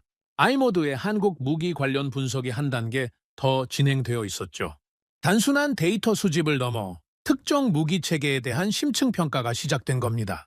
저는 그 보고서의 한 줄에 시선이 멈췄습니다. 설계 구조의 일관성에 대한 추가 분석 진행 중. 설계 구조의 일관성. 아이모드도 같은 걸 보고 있었습니다. 제가 발견한 것, 한국 무기 전체를 관통하는 동일한 설계 사상. 아이모드도 이걸 감지한 거죠. 그리고 그 일관성의 원인을 찾고 있었습니다. 세계에서 가장 냉정한 무기 평가 기관이 제가 도달한 것과 같은 지점에 서 있었습니다. 저는 의자에서 일어나 창가로 걸어갔습니다. 런던의 밤이었죠. 비가 내리고 있었습니다. 유리창에 빗방울이 맺혀서 흘러내렸죠. 저는 그 빗방울을 바라보면서 생각했습니다. 제 기준이 틀렸던 겁니다. 아닙니다. 정확하게 말하겠습니다. 틀린 게 아니라 부족했던 거죠. 저는 25년간 무기를 평가하면서 성능을 중심에 놓고 판단해왔습니다. 명중률, 사거리, 속도, 화력, 이 수치들을 비교해서 높은 쪽을 선택하는 것, 그리고 그 판단의 최종 기준으로 아이모드의 평가를 사용해왔죠.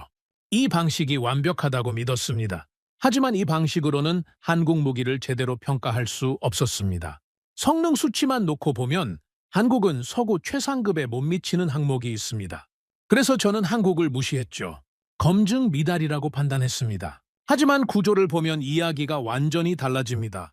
성능은 시간이 지나면 하락하죠. 하지만 구조가 단단하면 그 하락 속도가 느립니다. 환경이 바뀌어도 성능이 크게 흔들리지 않죠. 유지비가 적게 들고 고장률이 낮고 어디서든 안정적으로 작동합니다. 제가 본 건 출발선의 높이였습니다. 하지만 한국이 설계한 건 달리는 동안의 안정성이었죠. 출발선에서 가장 빠른 선수가 항상 이기는 건 아닙니다. 마라톤에서는 끝까지 페이스를 유지하는 선수가 이기죠. 한국은 마라톤을 설계하고 있었습니다. 저는 단거리 경주만 보고 있었던 거죠. 내 기준이 틀렸다. 아닙니다. 부족했다. 이 한마디가 제 25년을 부정하고 있었습니다. 저는 창가에서 돌아와 책상 앞에 앉았습니다. 그리고 양쪽 자료를 다시 펼쳤죠. 왼쪽에 수백 년 전의 기록, 오른쪽에 현대의 데이터. 이 두 자료 사이에 수백 년이라는 시간이 있었습니다. 왕조의 멸망이 있었고, 식민 지배가 있었고, 전쟁이 있었고, 폐허가 있었죠. 그 모든 것을 관통하며 살아남은 하나의 사상, 구조가 먼저다. 저는 연필을 들고 노트에 적었습니다. 천천히, 한 글자씩. 이건 단절된 기술이 아니었다. 이건 이어진 설계였다. 적고 나서 한참 동안 그 문장을 바라봤습니다. 25년간 무기를 평가해오면서 이런 결론에 도달한 건 처음이었죠. 특정 무기가 뛰어나다는 결론이 아닙니다. 한 나라의 설계 사상 전체가 수백 년 동안 이어져 왔다는 결론이죠. 이건 제가 다룰 수 있는 범위를 넘어서는 이야기였습니다. 하지만 동시에 제가 반드시 확인해야 하는 이야기이기도 했죠. 저는 아이모드의 보고서를 다시 집어들었습니다. 그리고 한 가지 결심을 했죠. 더 이상 간접적으로 분석하는 것만으로는 부족합니다. 보고서와 데이터만으로는 이 퍼즐의 전체 그림을 볼 수 없었죠. 직접 확인해야 합니다. 한국 무기가 실제로 어떻게 만들어지는지, 현장에서 어떤 사람들이 어떤 생각으로 설계하고 있는지, 그 설계 사상이 정말로 수백 년 전에서부터 이어진 것인지, 저는 참모를 불렀습니다. 한 가지 일정을 잡아주십시오. 참모가 수첩을 펼쳤죠. 어떤 일정입니까? 저는 잠시 망설였습니다. 25년간 한 번도 하지 않았던 일을 하려는 거였으니까요. 아이모드가 인정하지 않은 나라의 무기를 직접 확인하러 간다는 건 제 기존 원칙을 스스로 깨는 행위였죠. 하지만 이미 늦었습니다. 제 기준은 이미 무너지고 있었으니까요. 한국 방산 현장 방문을 추진하겠습니다. 생산시설, 시험 현장, 가능하다면 설계팀과의 면담까지 전부 잡아주십시오. 참모가 놀란 표정을 지었죠. 당연합니다. 저는 지금까지 한 번도 검증 미달이라고 판단한 나라의 방산시설을 방문한 적이 없었으니까요. 그건 시간 낭비라고 여겼습니다. 아이모드가 인정하지 않은 곳을 굳이 갈 이유가 없다고 생각했죠. 하지만 지금은 다릅니다. 아이모드 스스로가 한국을 주시하고 있습니다. 제가 발견한 설계 구조의 일관성을 아이모드도 감지하고 분석하고 있죠. 더 이상 무시할 수 있는 상황이 아니었습니다. 참모가 고개를 끄덕이며 나갔습니다. 문이 닫히고 사무실에 다시 혼자 남았죠. 저는 책상 위에 놓인 두 자료를 바라봤습니다. 수백 년 전의 전투함 기록과 현대의 첨단 무기 설계도, 이 두 자료 사이의 수백 년을 직접 확인하러 가야 합니다. 그 공백을, 그 단절을, 그리고 그 단절을 넘어 이어진 무언가를, 나는 현재를 다시 보기 시작했습니다. 그리고 모든 것이 연결되기 시작했죠. 이건 단절된 기술이 아니었습니다. 이건 이어진 설계였습니다. 한국행 일정이 잡히기까지 열흘이 걸렸습니다. 그 열흘 동안 저는 가만히 기다리고만 있지 않았죠. 추가 자료를 계속 요청했습니다. 이번에는 방향을 바꿨죠. 한국 무기의 구조가 아니라 한국 무기를 선택한 나라들의 이야기를 모았습니다. 왜 골랐는지, 고른 뒤에 어떤 결과가 나왔는지, 현장에서 실제로 무슨 일이 벌어지고 있는지 자료가 쌓이기 시작했습니다. 그리고 그 자료들을 읽어가면서 저는 제가 생각했던 것보다 상황이 훨씬 크다는 걸 깨달았죠. 먼저 폴란드 사례부터 봤습니다. 폴란드는 유럽에서 가장 급박한 안보 상황에 놓인 나라 중 하나였죠. 바로 옆에서 전쟁이 벌어지고 있었습니다. 자국 군대를 빠르게 현대화해야 하는 상황이었죠. 전차가 필요했고 자주포가 필요했고 시간이 없었습니다. 폴란드가 처음 한국을 택한 이유는 간단했죠. 빠르니까요. 미국이나 독일에 주문하면 몇 년을 기다려야 합니다. 생산 라인이 이미 꽉 차 있으니까요. 하지만 한국은 납기를 맞출 수 있었죠. 가격도 경쟁력이 있었습니다. 여기까지는 제가 처음에 판단했던 것과 같죠. 급한 불 끄기용. 그런데 도입 이후의 보고서가 제 판단을 뒤집었습니다. 폴란드 군이 K2 전차를 실제로 운용하기 시작했죠. 혹한의 동유럽 겨울에서 훈련을 돌렸습니다. 영하 수십 도의 환경이었죠. 독일제 전차는 이런 환경에서 엔진 예열에 상당한 시간이 걸립니다. 미국제도 마찬가지죠.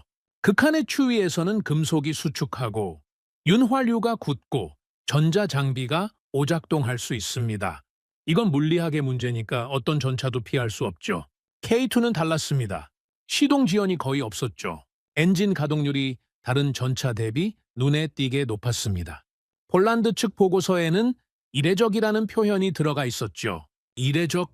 방산 보고서에서 이 단어가 나오는 건 흔한 일이 아닙니다. 보고서는 원래 건조하고 절제된 문체로 쓰이거든요. 그런 보고서에서 이례적이라는 감정이 섞인 단어가 등장했다는 건 현장의 반응이 그만큼 강했다는 뜻이죠. 저는 다음 사례로 넘어갔습니다. 노르웨이. 이 나라는 해안선이 극도로 복잡합니다. 피오르드라는 좁고 깊은 해안 지형이 끝없이 이어지죠. 이런 환경에서 해안 방어를 하려면 일반적인 대형 함정으로는 한계가 있습니다. 좁은 수로에 들어갈 수 있으면서도 충분한 화력을 갖춘 함정이 필요하죠. 노르웨이가 한국 해군 기술을 검토하기 시작했습니다. 그리고 현장 시험 결과가 올라왔죠. 노르웨이 측 평가가 흥미로웠습니다. 한국 함정의 설계가 자국의 특수한 해안 환경에 적응하기 용이하다는 내용이었죠. 왜냐하면 기본 설계가 안정성 중심이니까요. 좁은 수로에서 급격한 방향 전환을 해도 선체가 크게 흔들리지 않습니다. 파도가 불규칙한 피오르드 환경에서도 무기 플랫폼으로서의 기능을 유지하죠. 세 번째는 사우디였습니다. 사막입니다. 낮에는 불볕더위, 밤에는 급격한 기온 하락, 모래바람이 장비 내부로 파고듭니다. 이 환경은 무기에게 최악이죠. 열팽창과 수축이 반복되면서 금속 부품의 피로가 쌓이고 모래가 기계 부품 사이에 들어가 마모를 가속시킵니다. 사막에서 운용되는 무기의 수명은 다른 환경 대비 크게 단축되는 게 정상이죠. 한국 무기는 사막에서도 버텼습니다. 고장률이 예상치의 절반 수준이었죠. 유지 보수 주기가 늘어났습니다. 사우디 측은 추가 도입을 검토하기 시작했죠. 단순히 만족한 게 아니라 더 사겠다는 겁니다. 급한 불끄기용으로 산 무기를 주력으로 전환하겠다는 의미였죠. 네 번째는 호주였습니다. 호주는 잠수함 프로젝트에서 기존 파트너인 프랑스와 마찰이 생겼죠. 거액을 투자한 프로젝트가 흔들리고 있었습니다. 이 상황에서 한국의 잠수함 기술이 대안으로 떠올랐죠. 호주는 신중한 나라입니다. 함부로 결정하지 않죠. 특히 잠수함은 국가안보의 핵심 전력이니까 아무 나라에서나 사지 않습니다. 그런데 호주가 한국을 진지하게 검토하기 시작했습니다. 한국 잠수함의 수중 소음 데이터, 잠항 능력, 장기 운용 안정성을 면밀히 분석했죠. 그리고 그 결과에 대해 긍정적인 반응을 보이기 시작했습니다. 5번째, 6번째, 7번째. 사례가 계속 이어졌죠. 인도네시아는 잠수함을 도입했습니다. 말레이시아는 자주포 계약을 체결했죠. 이집트는 전투기 훈련기를 검토하고 있었습니다. 중동의 다른 국가들, 남미의 일부 국가들, 동유럽의 여러 나라들까지 목록이 끝이 보이지 않았죠.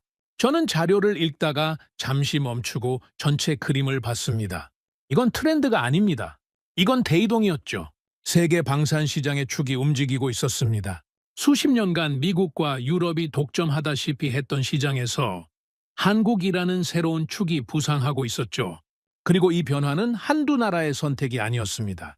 대륙을 넘어, 기후를 넘어, 안보 환경을 넘어 동시에 일어나고 있었죠. 저는 여기서 한 가지 더 주목한 것이 있습니다. 한국 무기를 선택한 나라들의 반응 패턴이었죠. 처음에는 모두 같은 이유로 한국을 택합니다. 빠르고 저렴하고 당장 구할 수 있으니까요. 급한 상황에서의 차선책이었죠. 하지만 도입 이후 반응이 바뀝니다. 차선책이라고 생각했던 무기가 예상보다 좋은 성과를 보여주기 시작하죠. 고장이 안 납니다. 유지비가 적게 듭니다. 어떤 환경에서든 안정적으로 작동합니다. 그리고 결정적인 순간이 옵니다. 추가 도입을 결정하는 순간이죠. 이 순간부터 한국 무기는 더 이상 차선책이 아닙니다. 주력이 되는 거죠. 급한 불끄기용으로 샀다가 주력 무기로 전환하는 나라들이 늘어나고 있었습니다. 이건 엄청난 변화입니다. 방산 시장에서 주력 무기를 바꾼다는 건 국가 안보 전략 자체를 재편한다는 뜻이니까요. 저는 이 패턴을 보면서 생각했습니다. 세계는 이미 알고 있었구나. 저만 모르고 있었던 겁니다. 제가 아이모드 기준에 매달려서 한국을 무시하고 있는 동안 세계 각국의 현장에서는 이미 답이 나오고 있었죠. 실제로 쏘고, 실제로 달리고, 실제로 바다에 띄워본 사람들이 결론을 내리고 있었습니다. 한국 무기는 된다. 이게 현장의 판단이었죠. 그리고 아이모드도 이걸 감지했습니다. 저는 최신 아이모드 관련 보고서를 다시 열었습니다. 이번에는 이전보다 더 구체적인 내용이 추가되어 있었죠. 아이모드의 한국 무기 분석이 상당히 진전되어 있었습니다. 단순한 데이터 수집 단계를 넘어 특정 무기 체계에 대한 실질적인 평가가 진행되고 있었죠. 그리고 한 가지 변화가 눈에 들어왔습니다. 아이모드가 한국 방산 관계자들과 접촉을 시작했다는 내용이었죠. 저는 이 대목에서 숨을 멈췄습니다. 접촉이라고요? 아이모드가 외부 국가의 방산 관계자와 접촉한다는 건 매우 이례적인 일입니다. 아이모드는 기본적으로 자체 평가를 원칙으로 하죠. 외부의 정보를 참고하되 직접 만나서 논의하는 경우는 상대를 진지하게 고려하고 있다는 뜻입니다. 시간을 쓸 가치가 있는 대상으로 판단했다는 거죠. 25년간 제 기준의 전부였던 기관이 제가 무시했던 나라와 만나고 있었습니다. 저는 의자에서 일어났습니다. 사무실 안을 천천히 걸었죠. 한 걸음, 두 걸음. 창가까지 갔다가 다시 돌아왔습니다. 그리고 다시 의자에 앉았죠. 인정해야 합니다. 저는 그때 두려웠습니다. 두렵다는 표현이 적절한지 모르겠지만 다른 단어가 떠오르지 않았죠. 25년간 쌓아온 판단 체계가 무너지는 걸 느끼고 있었으니까요. 제가 신뢰하던 기준이 더 이상 절대적이지 않다는 걸 이제는 부정할 수 없었습니다. 그런데 더 두려웠던 건 따로 있었죠. 제가 틀렸다는 게 아니라 제가 얼마나 오랫동안 틀려 있었느냐는 겁니다. 한국 무기가 세계 시장에서 존재감을 드러내기 시작한 건 최근이 아닙니다. 이미 상당 기간 전부터 수출이 이루어지고 있었죠. 그 기간 동안 저는 단 한 번도 한국을 진지하게 검토하지 않았습니다. 아이모드가 인정하지 않았으니까요. 그 한 가지 이유로 저는 수많은 데이터를 무시했습니다. 만약 제가 더 일찍 봤다면 어떻게 됐을까요? 영국이 더 빨리 한국과 협력할 수 있었을까요? 우리 군이 더 효율적인 무기를 더 일찍 확보할 수 있었을까요? 이 생각이 저를 짓눌렀습니다. 저는 고개를 숙이고 한참을 그 상태로 있었죠. 그리고 천천히 고개를 들었습니다. 아직 한국행 일정이 남아 있었으니까요. 지금 후회하고 있을 시간이 없었습니다. 며칠 뒤 비공개 국방회의가 열렸습니다. 이번에는 제가 주재하는 회의가 아니었죠. 상급 기관에서 소집한 확대 회의였습니다. 참석자 명단을 보니 평소보다 훨씬 높은 직급의 인사들이 포함되어 있었죠. 의제를 확인했습니다. 한국 방산 기술 도입 검토, 이 의제가 이 수준의 회의에서 다뤄지고 있다는 것 자체가 상황이 얼마나 빠르게 변하고 있는지를 보여주고 있었습니다. 불과 얼마 전까지만 해도 한국 무기는 하급 실무자들이 다루는 주제였죠. 그런데 지금은 최고위급 회의의 정식 안건으로 올라와 있었습니다. 회의가 시작됐습니다. 발표자가 한국 방산의 현황과 각국 도입 사례를 정리해서 보고했죠. 제가 이미 분석했던 내용이었습니다. 하지만 회의실의 반응이 달랐죠. 고위 인사들의 표정이 하나둘 변하기 시작했습니다. 특히 폴란드의 실전 운용 데이터와 사우디의 사막 환경 성과가 보고됐을 때 회의실에 무거운 침묵이 흘렀죠. 그리고 한 참석자가 질문했습니다. 아이모드의 평가는 어떻습니까? 모든 시선이 발표자에게 집중됐죠. 발표자가 대답했습니다. 아이모드는 현재 한국 무기 체계에 대한 심층 분석을 진행 중이며 한국 측과의 접촉도 시작된 것으로 파악됩니다. 회의실이 술렁였습니다. 아이모드가 움직이고 있다. 이 한마디의 무게를 이 방에 있는 모든 사람이 이해하고 있었죠. 아이모드가 관심을 보인다는 건 가볍게 넘길 문제가 아니라는 뜻입니다. 저는 그 순간 회의실을 둘러봤습니다. 한국 무기 도입에 회의적이었던 사람들이 입을 다물고 있었죠. 반대 의견을 내던 사람들이 침묵하고 있었습니다. 아무도 반박하지 못했죠. 왜냐하면 데이터가 너무 명확했으니까요. 현장 결과가 좋습니다. 도입국들이 추가 구매를 하고 있습니다. 그리고 세계에서 가장 까다로운 검증 기관이 직접 분석에 나섰습니다. 이 세 가지 사실 앞에서 무슨 근거로 반대할 수 있겠습니까? 회의가 끝난 뒤 한 동료가 복도에서 저를 붙잡았습니다. 헌터, 자네가 한국에 가겠다고 했다면서? 소문이 퍼진 거죠. 저는 고개를 끄덕였습니다. 직접 확인하려고 합니다. 동료가 잠시 저를 바라봤습니다. 그리고 말했죠. 자네가 한국을 인정하면 판이 바뀌는 거야. 알고 있지? 알고 있었습니다. 제 직책이 주는 무게를 모르는 게 아니죠. 영국 국방부 방산 전략 차관이 특정 나라의 무기를 인정하면 그건 단순한 개인 의견이 아닙니다. 영국의 방산 정책 방향에 영향을 미치죠. 동맹국들에게도 신호가 됩니다. 그래서 저는 지금까지 신중하게 판단해왔고 아이모드라는 절대 기준에 의존해왔던 겁니다. 하지만 그 기준 자체가 한국을 향하고 있었습니다. 저는 동료에게 대답했죠. 판이 바뀌어야 할 수도 있습니다. 동료는 아무 말 없이 고개를 끄덕이고 돌아갔습니다. 저는 사무실로 돌아와 한국행 일정을 최종 확인했습니다. 모든 준비가 끝나 있었죠. 참모가 꼼꼼하게 잡아놓은 일정이었습니다. 생산시설 방문, 시험 현장 참관, 설계팀 면담, 가능하다면 실사격 시험 참관까지.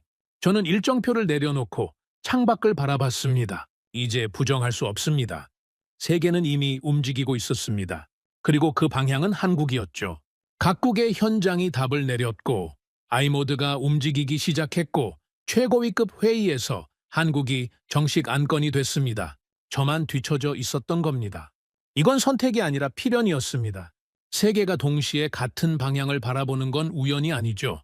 그 방향에 실체가 있기 때문에 모두가 움직이는 겁니다. 저는 이제 그 실체를 직접 두 눈으로 확인하러 갑니다. 한국에 도착한 건 이른 아침이었습니다. 공항을 나서는 순간 첫 번째로 느낀 건 공기였죠. 습하면서도 선명한 공기. 런던과는 전혀 다른 냄새가 났습니다. 저는 차에 올라타면서 창밖을 바라봤죠. 도로가 깨끗했습니다. 건물들이 빼곡했죠. 사람들이 빠르게 움직이고 있었습니다. 활기가 있었죠.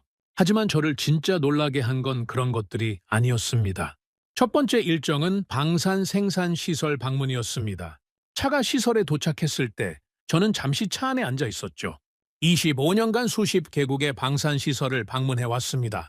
미국의 로키드 마틴, 영국의 BAE 시스템즈, 프랑스의 탈레스, 독일의 라인메탈, 세계 최고의 방산 기업들을 직접 봐왔죠.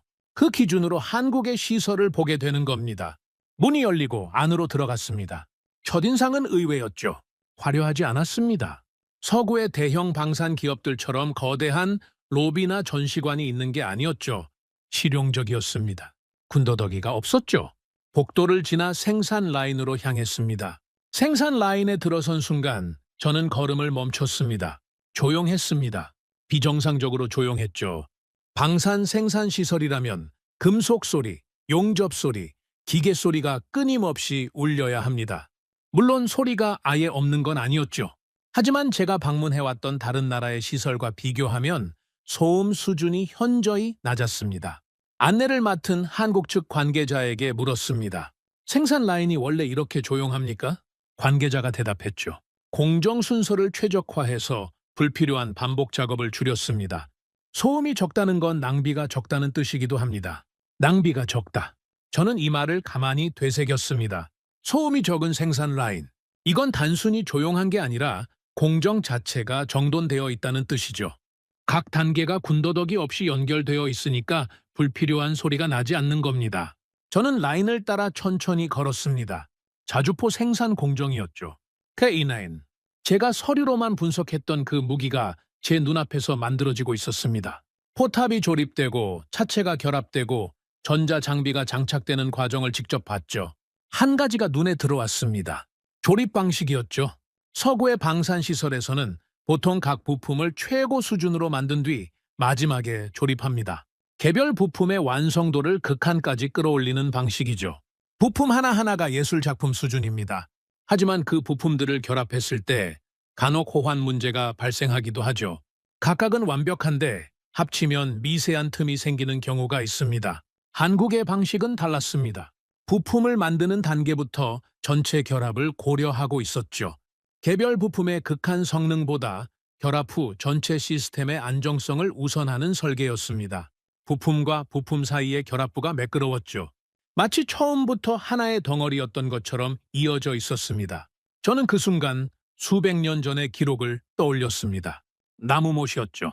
판옥선을 결합하던 참나무못, 바닷물을 흡수하면 팽창하면서 결합부를 더 단단하게 조여주던 그 방식, 부품과 부품 사이의 결합을 가장 중요하게 여기는 사고방식, 수백 년 전의 목조 선박과 현대의 첨단 무기 생산 라인에서 같은 원리를 보고 있었습니다. 소름이 돋았습니다. 이번이 두 번째였죠. 다음 일정은 시험 현장이었습니다. 넓은 시험장이었죠. 자주포 실사격 시험이 예정되어 있었습니다. 저는 관측 지점에 섰습니다. 방탄 유리 너머로 K9이 사격 준비를 하고 있었죠. 첫 발이 발사됐습니다. 굉음이 시험장을 뒤흔들었죠. 포탄이 목표를 향해 날아갔습니다. 명중이었죠.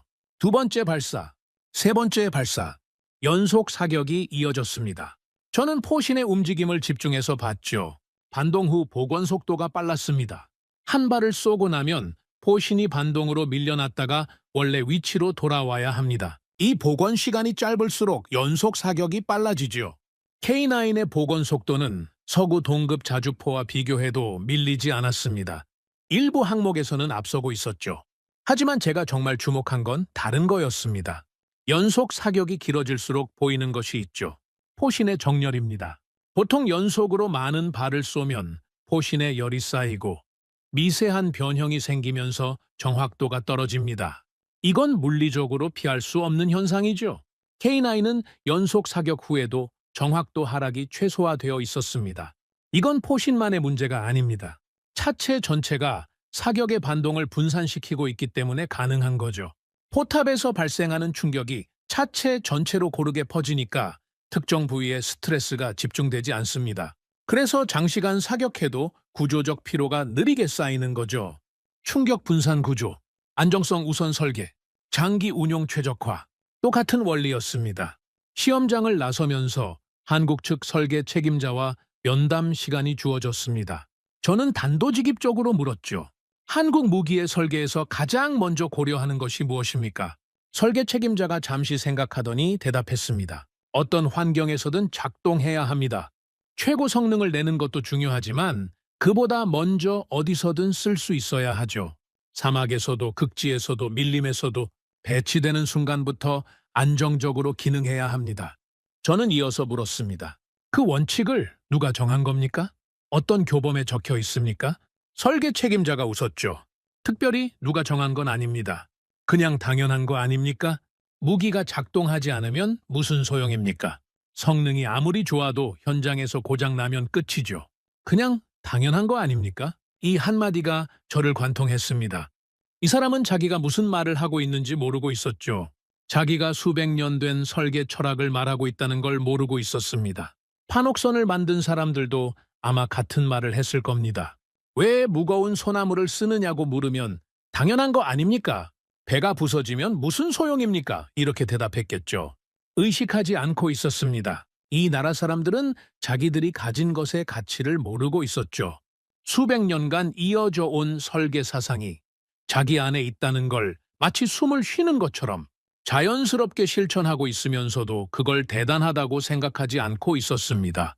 저는 그 순간 모든 퍼즐이 맞춰지는 걸 느꼈습니다. 기술은 끊겼을 수 있습니다. 도면은 불탔을 수 있죠. 기록은 소실됐을 수 있습니다. 하지만 사고방식은 사라지지 않았죠. 무엇을 먼저 봐야 하는가? 무엇이 진짜 중요한가? 이런 근본적인 가치관은 기록이 아니라 사람 안에 살아 있었습니다. 세대를 거쳐 의식하지 못하는 사이에 전해졌죠. 설계도에 적히지 않은 채로 손끝에서 손끝으로 이어진 겁니다. 그래서 왕조가 무너져도, 식민 지배를 당해도, 전쟁으로 모든 것이 파괴되어도 이 사고방식만은 살아남았습니다.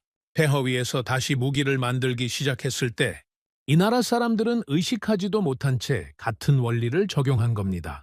구조가 먼저다. 당연한 거 아닙니까? 저는 한국을 떠나는 비행기 안에서 노트를 펼쳤습니다. 그리고 적기 시작했죠.